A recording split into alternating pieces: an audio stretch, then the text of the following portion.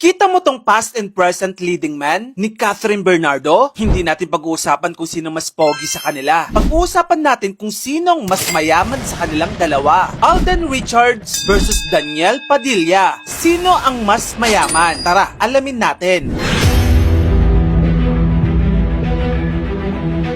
Unahin natin ang endorsements. Sino sa kanilang dalawa ang mas marami ang ini-endorse na produkto o brands? According to some reports, nawalan si Danielle Padilla ng 4 na endorsements. As of now, meron siyang 7 active endorsements. Pero nung sila pa ni Catherine Bernardo, hamak na mas marami ang kanyang ini-endorse na brands or produkto. Kamusta naman si Alden Richards? Ito yung ilan sa kanyang mga endorsements. Ang dami, no? Well, that is because he is the new face of TV ads. Halos lahat pinatos ni Alden. Actually, pangalawa siya sa GMA7 bilang most in-demand endorsers ng mga brands. Pangalawa siya kay Dingdong Dantes. Kaya sa kategory na ito, obvious na panalo si Alden Richards.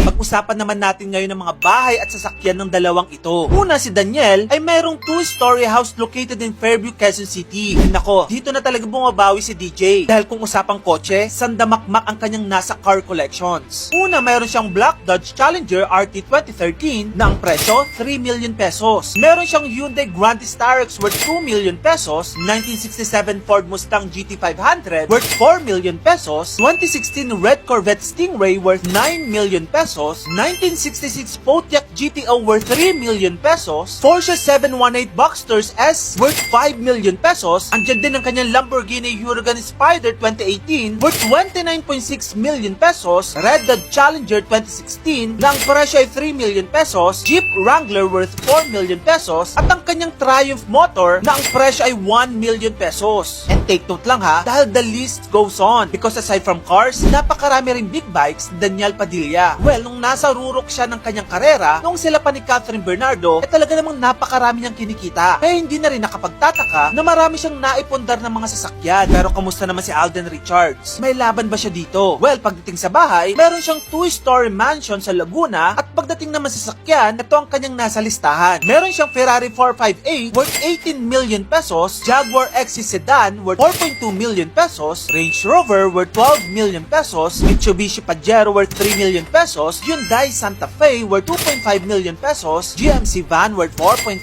million pesos, Toyota Land Cruiser worth 5 million pesos, Mercedes AMG GTS worth 14 million pesos, at Honda XADV 750 worth 805,000 pesos. Kaya kung usapang mga naipundar ng mga ari-arian at mga sasakyan, dito lamang si Danielle Padilla. Ngayon, pag-usapan naman natin ang kanilang mga active projects. As of now, nagbabalik loob si DJ sa kanyang musical career. Kung titignan natin ang kanyang Instagram, puro gigs and concert ang kanyang pinagkakaabalahan. Nagigas siya sa kung saan-saang events, lalo na sa mga probinsya. Kamusta naman sa TV? Parang di na natin madalas makita si Danielle Padilla. Well, ayon sa aktor, sekreto pa lang daw muna ang kanyang mga upcoming projects. How about Alden Richards? Well, kaliwat kanan ng kanyang proyekto. Una, of course, nandyan ang kanyang latest movie with Catherine Bernardo na Hello Love Again, na talagang humahataw sa takilya ngayon. Pangalawa, although wala na siya sa Itbulaga ngayon bilang host, may mga nagsasabi na party pa rin siya doon at maaari pa rin maging guest every now and then. Pangatlo, syempre nandiyan yung every weekdays mo siyang napapanood sa programang Pulang Araw. Then pang-apat, bukod sa TV, makikita mo rin siya sa mga magazines bilang cover gaya ng Lifestyle Magazine at sa Preview Magazine kung saan kasama niya sa cover si Catherine Bernardo. Aside from that, bench model din siya. Sa kategoryang ito, obvious na si Alden pa din ang panalo.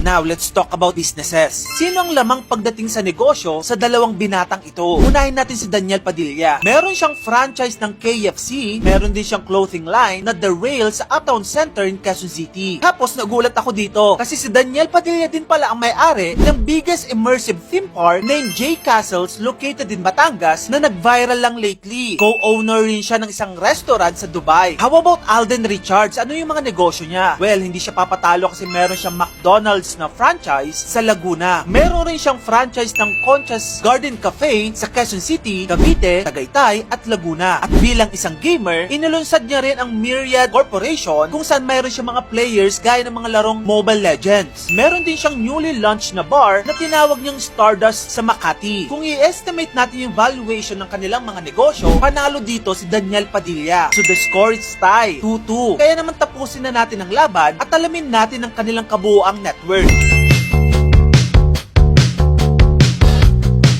Fun fact lang ang dalawang aktor na ito ay kasama sa richest Filipino celebrities ng 2024. Daniel Padilla is now worth 650 million pesos. Samantalang si Alden Richards naman ay mayroon ng 745 million pesos. Kaya pagdating sa net worth at total na yaman, lamang si Alden Richards. Kaya ang panalo sa laban na ito, Alden Richards. So ayan na nga ang sagot. Mas mayaman si Alden Richards ngayon. Sa tingin mo, nakaapekto ba si Catherine Bernardo sa net worth at yaman ng dalawang binatang ito? Tara, pag-usapan natin yun sa comment section. At kung gusto mo pa na maganda pang klaseng content tungkol sa mga idol mo, dito lang yun sa channel ko, kaya follow ka na. Yun lang, maraming salamat sa panonood.